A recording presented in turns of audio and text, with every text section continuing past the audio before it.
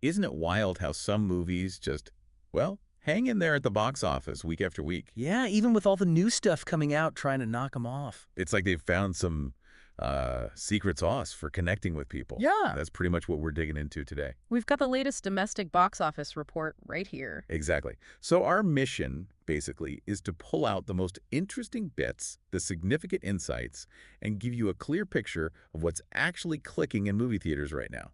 It's always fascinating to see what lasts beyond that opening weekend hype. This report gives us a really good snapshot. Okay, so let's dive right in. The champ is still Thunderbolts. Second weekend, still #1. Holding strong. It raked in another $9 million on Friday.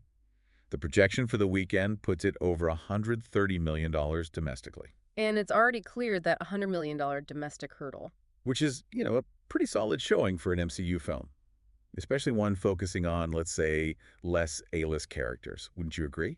Oh, definitely. But the really crucial thing we always watch is that second weekend drop, right? The percentage dip. Right. How much did it fall off from week 1? And for Thunderbolts, it's looking like around 53%. Okay, 53%. How does that stack up? Well, put it this way. Its predecessor, Captain America, Brave New World, that one had a much steeper fall, over 68%. Wow. Okay, so 53% is actually pretty decent then in comparison. It is. And here's where it gets even more interesting. If you compare it to other MCU movies that featured, lesser-known heroes initially, like Shang-Chi or Eternals, Yeah. Thunderbolt's total earnings at this stage are pacing sort of right in between those two. Ah, And that projected 53% drop.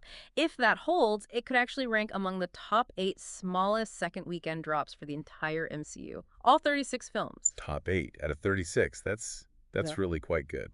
Yeah. Suggests strong word of mouth, maybe. Good staying power. Exactly. It seems to be holding onto its audience remarkably well. But we always have to add the caveat, right? Yeah. These big franchise films, the scale is just immense. Thunderbolts cost, what, $180 million to make? And another $100 million just for marketing, ballpark. So even with this good hold, it really needs to keep performing, especially as the summer competition heats up. Yeah, the economics are kind of mind-boggling. Even being #1 doesn't guarantee massive profits when the investment is that huge. The stakes are incredibly high for these tentpoles. Absolutely.